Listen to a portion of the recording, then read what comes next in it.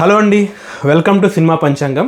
Little hearts ఎలా ఉంది అంటే ఒక్క వర్డ్లో చెప్పాలంటే క్యూట్ అండ్ స్వీట్ మూవీ అని చెప్తాను నేను. 2 hours ఉంటుంది మూవీ. ఆ 2 hours కూడా మీ ఫేస్ మీద స్మైల్ అలాగే ఉంటుంది. పగలబడి నవ్వుతారు. థియేటర్ నుంచి బయటకు వచ్చినప్పుడు కూడా అదే స్మైల్ క్యారీ చేస్తూ థియేటర్ నుంచి బయటకు వస్తారు. సో చాలా రోజుల తర్వాత ఒక మంచి కామెడీ మూవీ థియేటర్కి వెళ్ళి చూసి హాయిగా ఎంజాయ్ చేసి వచ్చానని అనిపించింది. ఫ్లాలెస్ మూవీ, అసలు ఎక్కడా కూడా పేరు పెట్టడానికి ఏది లేదు అన్నట్టు అనిపించింది. సో ఈ మూవీలో యాక్ట్ చేసింది main lead Mouli and Shivani. So 100% నాకు తెలిసినంత వరకు ఈ సినిమా స్క్రిప్ట్లో ఆయన హ్యాండ్ ఉండే ఉంటుంది. సో డైలాగ్స్ అన్నీ కూడా ఆయన ఇన్స్టాగ్రామ్లో చేసే వీడియోస్ ఎలా ఉంటాయో ఆ ఫన్నీ వీడియోస్ ఫార్మేట్లోనే వెళ్ళినాయి.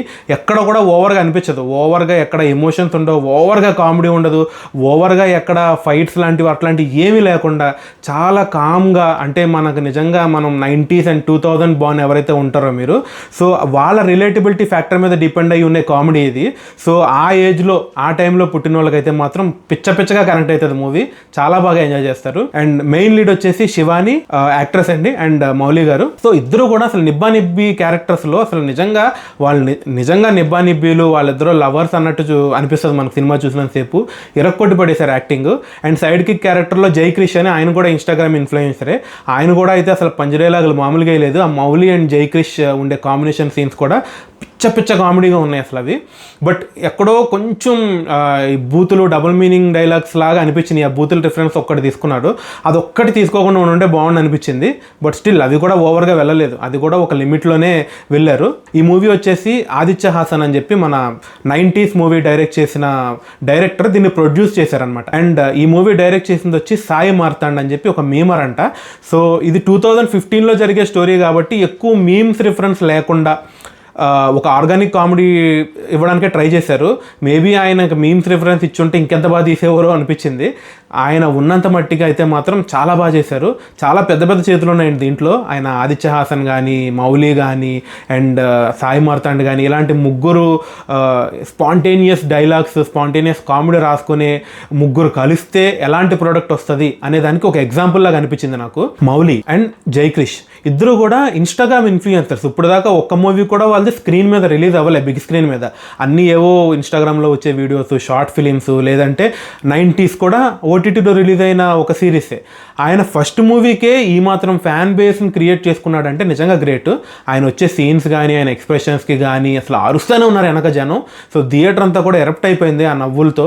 ఇన్స్టాగ్రామ్ ఇన్ఫ్లుయెన్సర్గా వచ్చి ఒక 2 గంటలు థియేటర్లో బోర్ కొట్టకుండా కూర్చోబెట్టగలిగారంటే నిజంగా హ్యాట్స్ ఆఫ్ అని చెప్పాలి. అండ్ ఇలాంటి మూవీస్ని స్క్రీన్ మీద రిలీజ్ చేయడానికి ఈటీవీ విన్ ప్రొడక్షన్స్ వాళ్ళు హెల్ప్ చేస్తున్నారు. నిజంగా అది కూడా అసలు చాలా అప్రిషియేట్ చేయాల్సిన విషయం అండి. అది చాలా డీటెయిలింగ్ ఉంటుంది మూవీలో. వాళ్ళు వాడే కాస్ట్యూమ్స్ దగ్గర నుంచి గోడ మీద అంటించే పోస్టర్స్ కానీ, వాళ్ళు వాడే ఐటమ్స్ కానీ, ఒక సోషల్ మీడియాలో జరిగే చాట్ కానీ, ఆ చాట్ కూడా మీరు పాస్ చేసి చూస్తే దాంట్లో కూడా ఒక ఫన్ కామెడీ ఉంటుంది. సో డీటెయిలింగ్ అనేది చాలా బాగుంది. ప్రతి ఫ్రేమ్ ఎక్కడా కూడా అసలు ఫన్ పోకూడదు, ప్రతి ఫ్రేమ్లోనూ ఒక ఫన్ ఉండాలి. ఒకవేళ డైలాగ్ లేకపోయినా ఆ స్క్రీన్ మీద ఫన్ కనపడాలి అన్నట్టు చాలా కేర్ఫుల్గా తీసుకొని చేసినట్టు అనిపించింది. బీభత్సంగా నాకు నచ్చేసిందంటే ఒక 2 సీన్స్. ఒకటి వచ్చేసి నిబ్బి బ్రేకప్ సాంగ్ ఒకటి ఉంటుంది. ఆ సాంగ్ అయితే నిజంగా పగలబడి నవ్వాం మేము. అక్కడ జరిగే సీన్స్కి కానీ, ఆ లిరిక్స్కి కానీ చాలా బాగుంటాయి. అండ్ ఎస్ఎస్ కంచే గారు ఉంటారు కదా అంబుజనాభం అమృతంలో, సో ఆయన హీరోయిన్ ఫాదర్ క్యారెక్టర్లో చేశారు. సో ఆయనతో వచ్చే ఒక ఎపిసోడ్ ఉంటుంది. అంటే మన మౌలి గారు ఒక వీడియో పంపిస్తాడనమాట, దానికి ఆయన ఇచ్చే రియాక్షన్స్ ఒక ఎపిసోడ్ ఉంటుంది. అది చాలా బాగుంది. అది కూడా అసలు సినిమా మొత్తానికి హైలైట్ అని చెప్పొచ్చు అది. సో ఈ 2 సీన్స్ అయితే మాత్రం నాకు పిచ్చగా నచ్చేసినాయి. స్టోరీ వచ్చేసి పెద్ద స్టోరీ ఏం కాదండి. అంటే చదువురాని ఒక అమ్మాయి, చదువురాని ఒక అబ్బాయి లవ్ చేసుకుంటే ఏమవుతుంది, సో వాళ్ళిద్దరూ ఎలా నిబ్బి కింద లవ్ చేసుకున్నారు, అన్ని క్యూట్ ఎమోషన్స్, చాలా న్యాచురల్గా ఆర్గానిక్గా అనిపిస్తుంది. సో చాలా బాగుంటుంది చూసినంతసేపు కూడా. లవ్ స్టోరీ చాలా క్యూట్గా అనిపిస్తుంది మీకు. ఆ బ్రేకప్ కూడా వాళ్ళు ఎమోషనల్గా ఫీల్ అవుతున్నా కూడా దాంట్లో కూడా కొంచెం ఫన్ క్రియేట్ చేయడానికి ట్రై చేశారు.